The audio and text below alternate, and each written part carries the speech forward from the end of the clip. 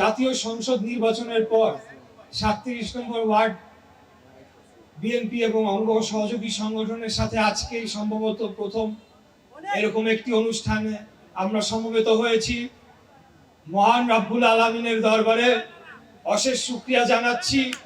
আপনাদের নিরলস পরিশ্রমের ফলে ঢাকা ৬ আসন থেকে বাংলাদেশ জাতীয়তাবাদী দল বিপুল ভোটে জয়লাভ করে এই আসনটি দলকে উপহার দিয়েছে। বিএনপি সারা দেশে বিপুল ভোটে জয়লাভ করে সরকার গঠন করেছে। আমাদের প্রাণপ্রিয় নেতা, যার নেতৃত্বে আমরা দীর্ঘ অনেক বছর যাবৎ আন্দোলন সংগ্রাম লড়াই করেছি, তিনি আজকের প্রধানমন্ত্রী হয়েছেন। আমরা বাংলাদেশের জনগণের দুঃখ দুর্দশা এবং আমাদের এই অঞ্চলের এই এলাকার সীমাহীন সমস্যা সেগুলো দূর করার জন্য আগামী দিনে আমরা কাঁধে কাঁধ মিলিয়ে কাজ করে যাব। আমরা আমাদের রাজনৈতিক আদর্শ সেটিকে বাস্তবায়ন করার জন্য আগামী দিনে আমরা সকলে মিলেমিশে আমাদের নেতার হাতকে শক্তিশালী করব। আমাদের দলের সমস্ত রাজনৈতিক কার্যক্রম সেটিকে সফলভাবে বাস্তবায়ন করব ইনশাআল্লাহ। প্রিয় উপস্থিতিবৃন্দ, আপনারা জানেন যে আমাদের দলের অনেকগুলা পরিকল্পনা আগামী দিনে বাস্তবায়ন করার জন্য সেগুলোকে ঘোষণা করা হয়েছে। আমরা আগামী দিনে ফ্যামিলি কার্ড, আপনারা ইতিমধ্যে নিশ্চয়ই জানতে পেরেছেন, আগামী 10 তারিখ ফ্যামিলি কার্ড কর্মসূচির শুভ উদ্বোধন করবেন মাননীয় প্রধানমন্ত্রী জনাব তারেক রহমান, এবং পর্যায়ক্রমে সেটি আমাদের এই অঞ্চলেও আসবে। এবং আমরা সকলের সহযোগিতা কামনা করছি, যাতে যারা আগে এটার জন্য প্রাপ্য তাদেরকে আমরা ফ্যামিলি কার্ড সুবিধাটা দিতে পারি, নারীর ক্ষমতায়নে আমরা কাজ করতে পারি, আমরা দারিদ্র বিমোচনে আমাদের সরকার যে অঙ্গীকারবদ্ধ সেটির জন্য আমরা কাজ করতে পারি। প্রিয় উপস্থিতিবৃন্দ, আপনাদের দোয়ায়, আপনাদের অশেষ নিরলস পরিশ্রমের ফলশ্রুতিতে আপনারা জানেন যে আমাকে বাংলাদেশ গণপ্রজাতন্ত্রী সরকারের মুক্তিযুদ্ধ বিষয়ক মন্ত্রণালয়ের প্রতিমন্ত্রী করা হয়েছে। এটি অত্যন্ত সম্মানের একটি ব্যাপার। এই মন্ত্রণালয়ে যে কেউ চাইলেই এসে মন্ত্রী বা কার্যক্রমের সাথে যুক্ত হতে পারে না। আমি অত্যন্ত গর্ববোধ করছি, একজন বীর মুক্তিযোদ্ধার সন্তান হিসেবে আমাকে এই সম্মানিত করা হয়েছে। সেটার জন্য রব্বুল আলামিনের দরবারে আবারও অশেষ শুকরিয়া জানাচ্ছি। প্রিয় উপস্থিতিবৃন্দ, আজকের আমাকে যে সম্মান দেয়া হয়েছে, আমাকে যে গুরু দায়িত্ব দেয়া হয়েছে, এটি আমাকে নয়, আমাদের নেতা আপনাদেরকে মন্ত্রিত্ব দিয়েছেন, আপনাদেরকে এই সম্মান দিয়েছেন। আপনারা যে নিরলস পরিশ্রম করে বিগত নির্বাচনে ঢাকা ৬ আসনে আপনারা জানেন যে আমাদের প্রতিপক্ষ রাজনৈতিক দল জামাতে ইসলামী, তারা বহিরাগতদেরকে ঢাকায় প্রবেশ করিয়ে বিভিন্ন এলাকায় ভোটার করেছে। আপনারা দেখেছেন যে ৪ এবং ৫ আসনে যেভাবে তারা এই রেজাল্টটাকে তারা ম্যানিপুলেট করেছে, এই রেজাল্টটাকে প্রভাবিত করেছে।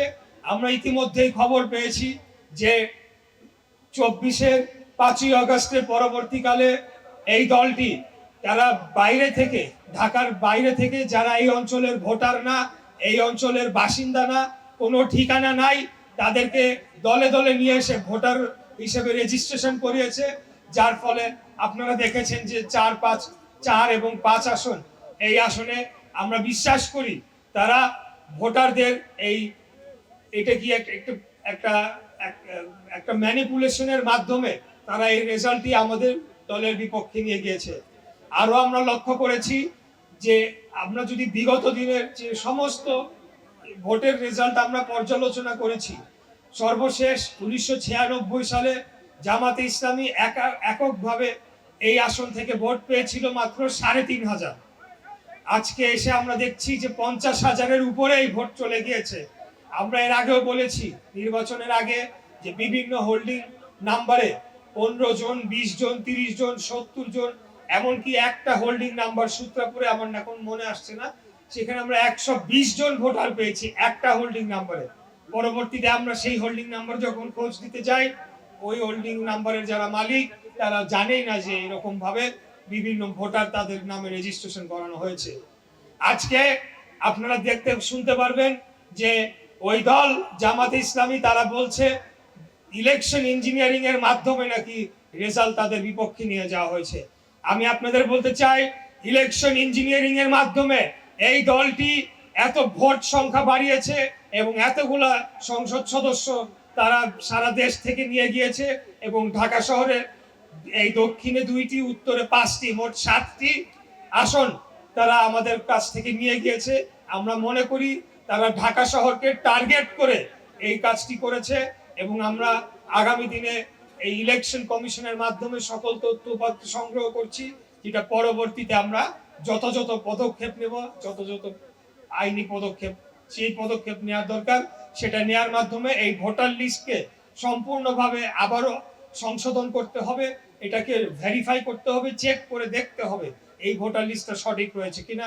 আমরা সেই জোরালো দাবি সরকারের মাধ্যমে আমরা ইলেকশন কমিশনে জানাবো ইনশাআল্লাহ। প্রিয় উপস্থিতিবৃন্দ, আজকে বক্তব্য দীর্ঘায়িত করব না।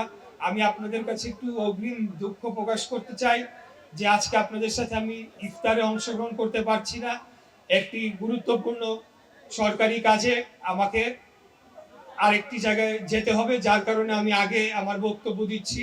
আমি আপনাদেরকে কথা দিতে চাই যে ওয়াদা, যে প্রতিশ্রুতি আমরা জনগণকে দিয়েছি তার প্রত্যেকটি আমরা অক্ষরে অক্ষরে পালন করব ইনশাআল্লাহ।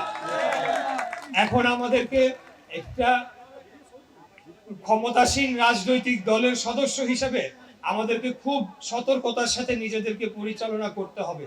আমাদেরকে কোনো ধরনের অপকর্মে জড়ানো যাবে না।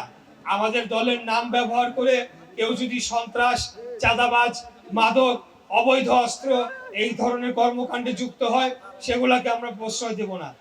ইনফ্যাক্ট কোন দলের মাদক, সন্ত্রাস, চাঁদাবাজ সেটা আমরা দেখব না, তাদের বিরুদ্ধে কঠোর আইনি পদক্ষেপ নেওয়া হবে ইনশাআল্লাহ।